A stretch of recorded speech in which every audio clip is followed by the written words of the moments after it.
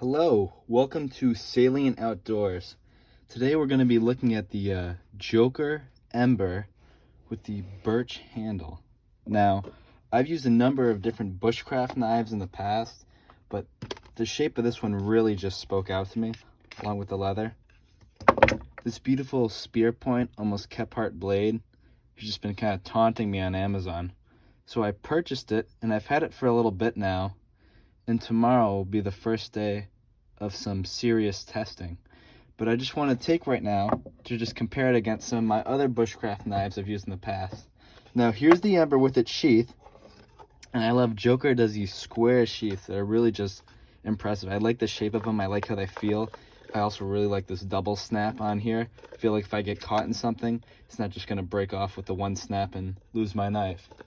But let's just kind of compare it against some of the knives that I'm used to. Now, here's another knife by Castrum, which I believe is also made by Joker. Now, you may be fooled into thinking this isn't a Joker due to this BPS sheath and this strange sort of fire steel. Now, this was a knife I purchased on eBay, maybe a few weeks ago, made by a guy who I guess buys the blanks and makes knives with them. But he included this wonderful little fire steel that really kind of... I didn't end up getting the Joker with the fire steel option due to how similar these two were, and I think they look really nice together. But just to show you, this is my other very, very similar knife. This Castrum, I believe it's the SFK and the 1428 CN. Now, the guy on eBay did a wonderful job with this little kind of bone handle. It almost reminds me of some of those weapons from that old Dune movie. Really kind of cool handmade stuff here. So we'll just put that there. Now, these knives, as you can see, are kind of very close in both size and steel. Now, the Ember is a little bit better as it has a little bit of a thicker overall width, and it also has that wonderful little scraper at the bottom, and that lanyard hold, which I'll get into in a little bit. Now, the knife I've used for a number of years, I bought, maybe 4 years ago, up in Alaska, Fairbanks, Alaska, at this place called Far North Alaska Knives, I believe it was. Now, it's this wonderful, would that be a flat grind? I don't even know what you would really necessarily call this blade shape, but it's been really good. I mean, baton's great. This little thin bevel makes it really easy to do feather sticks or scrape. And it's not perfect, but it's one of my first real knives, and it's definitely cherished because it was on a very fun trip that I went on to Alaska. And that also came with this nice little black leather sheath, very thick leather, handmade. That might have the custom leather, Fairbanks and Gifts. I don't know. Overall, these three knives have been what I've used.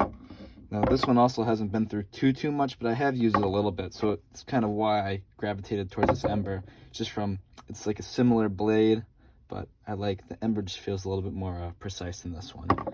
Now, major differences on these knives, I'm really unsure of. I mean, the sheaths are all pretty similar. Got your Castrum here, and your Joker here. But I mean, really, just comparing the Joker sheath.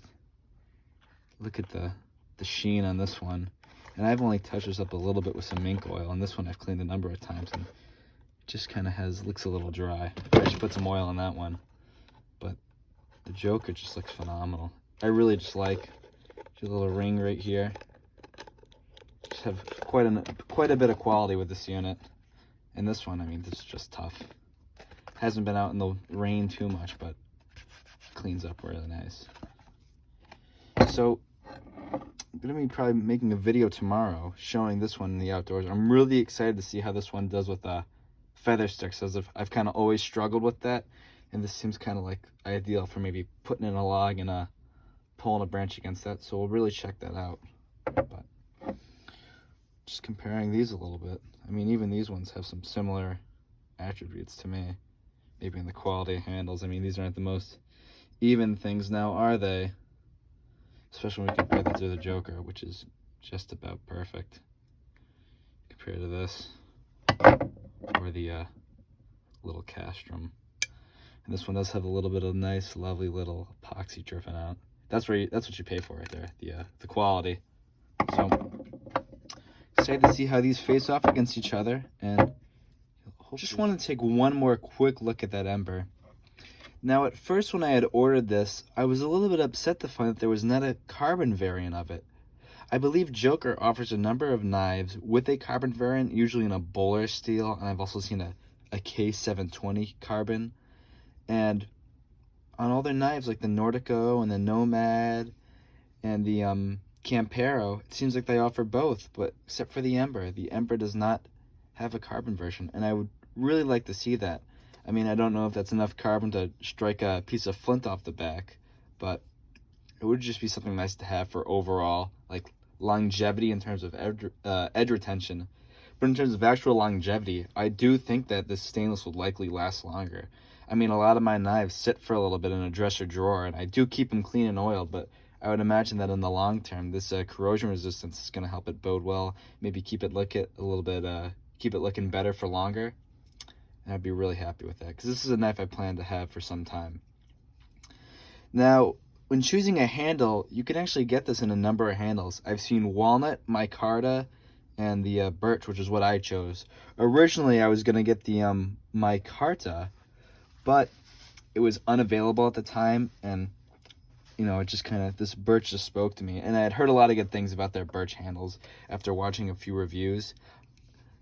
And the only other thing that kind of made me a little bit apprehensive towards getting this is there's another knife that they offer called the Bush Lore or the Bush Lord. Now, it's the only other Scandi knife I could find with a birch handle and a Scandi grind with carbon steel. Or not carbon, it has a Sleipner. And I've heard a lot of interesting things about Sleipner. People are calling it a next-gen D2 or a tool steel. And I would be excited to try it out, but it was a little bit more expensive, about, I'd say probably close to $30 more expensive. And then the version with the fire steel is like $30 extra to tag on a fire steel. So I decided against it. And this shape and size is just about perfect for me. I think it has an extra, ½ inch of blade, but this will really do a lot of your work. I mean, like I said, no knife is ever going to be a replacement for a good hatchet. I mean, it's not even really a comparison. If we look at something like this Council Tool Flying Fox, I mean, like you're going to split wood with this thing, like this thing isn't going to split or chop or do anything like that. There's no sense to me in getting some big nasty knife unless you're trying to show maybe how to survive with just a knife. But in terms of actually camping, if you're going to split wood, you're going to chop down trees or branches, just bring a hatchet. I wouldn't rely on a knife. You're going to be putting a lot of wear on a little blade. And if you want to have it for a long time, not what I would be doing. Just realized watching back on that video, I forgot to talk about the lanyard. Now, the Joker came with quite the length of rope. I think it said 45 or 50 feet. I don't know about that, but a good little bit of rope. I have it kind of in a little ball right here. But attached to the knife when it came out of the box was this piece of rope. Maybe, 1.5 foot in length. And it just kind of goes through here. And I'll show you just how it was set up, where it just had a little bit of knot on the end. And now, I've never been necessarily fond of the dangling lanyard. I feel it kind of gets in the way while you're cutting, or it gets hooked on stuff. But then I do like kind of how it looks in it, and I understand there's a place for it. And I've kind of noticed that if you really want some more grip on the knife, where it's slippery and you're worried about dropping it, especially if it's all nasty, or if you're carving over rocks or something like that, you can kind of put your hand through and just maybe twist it a few times and kind of build up a little bit of tension. Maybe one more time, one less, and it really gives you a firm grip, and also kind of here your hand can bite into that rope a little bit and give you even more, a little bit from the slippage. But I found that, say you're carving something and I miss or whatever, you're going in really fine, you drop, it's not going anywhere, and it's not going to swing back into you necessarily, because of that twist starts spinning, and it kind of pulls away some of that force that it might use to swing and cut your leg. Now, I would not say you want to get this in your trailer, because this thing, when it came out of the box, I did strop it a little bit. I've always heard you should strop new knives, but I mean, it's just razor sharp. I mean, you couldn't really ask for much better. Now, also when I was going back, I only really showed that Alaska knife right here, but I've used a number, like I had said, a number of different bushcraft knives over the year, and I thought I might show a few of them. Now here's more of a recent addition. I like to really use this one for wood carving, this old Mora. And I've also been through a number of companions, and I ended up actually returning a few of them, and I finalized myself on the companion Spark. I tried out that heavy duty one. I wasn't too impressed. The normal one was really nice, but didn't have that 90-degree bevel. This one's hitting all the marks for me. I really like it a lot. I also have this one right here. I do a lot of knife restorations. If you've seen on my Instagram, I did a restoration of this old hickory, another really nice woods knife, or a meat cutting knife.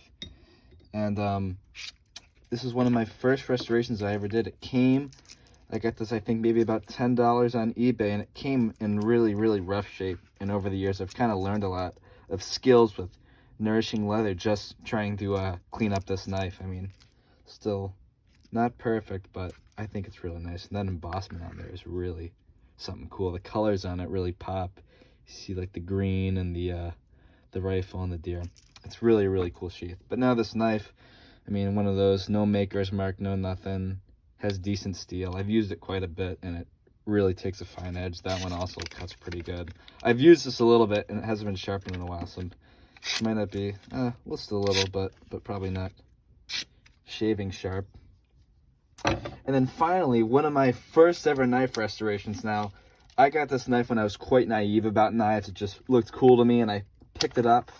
I have this, I'll talk about the sheath in a second, this kind of World War I-esque trench fighting knife. Now, this is one of my favorite knives I've ever owned, and something I think I'm going to cherish just forever, because it is just one of the coolest knives I have ever seen. It has so much character.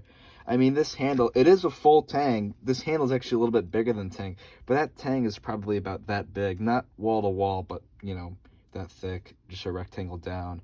And in my naiveness, I was big into throwing knives at the time. There's also a video of that on my account. And I tried to throw this, and I think in my first throw, I just split the handle in half.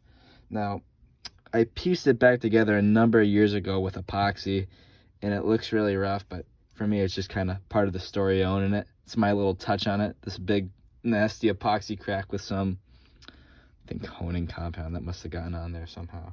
This one also is a little bit deserving of a cleaning, but has a wonderful patina on it. This one, I'm running low on paper, but that's not gonna cut nothing. It's pretty darn sharp too, believe me. It's cut plenty for me in the past. Oh, making me look bad. There you go. That's all I can do.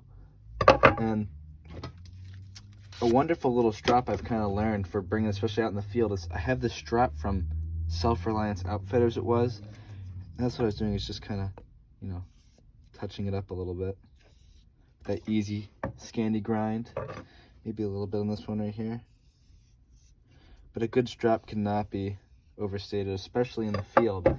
And it came just kind of like this, a little case, so I made this little cardboard. Thought this might be interesting. Little slider. Snaps in. Great retention if I was a sheath guy. But little thing. So overall, I think how this knife compares, it just kind of fits a spot that I didn't really have before when I'm looking at it, not including, of course, the Alaska knife, because the Alaska knife, I really do like a Scandi bevel, and this one's kind of a little bit lacking in that department, and this one's just, I don't know. I'm not the biggest fan of that one, besides the fire steel it came with, but, you know, I have my woods knife here. I had this knife. I like to use this to cut up food, or if you're just going to have, like, maybe a little hike, start up a gas stove or something like that that doesn't have a good functioning lighter, or an electric start. And then this thing just fits darn perfect. I mean, this isn't going to replace a hatchet. You're only talking a little over 4 inches of a blade. But in terms of just woodworking, carbon, whatever, this thing seems to be just perfect. And like these two are more just kind of pieces I have because I like them. I would not put serious wear on these knives. I want to have these for a while and batoning on them and beating on them and striking fire steels off the blade. Not something I really want to do. And that's where this one comes in. I've really never bought a new knife, unless you count this like little blacksmith job. I've never really bought a new knife, and I'm really excited to see how this one turns out and how it works out. Thank you for watching the video. Hope you liked it.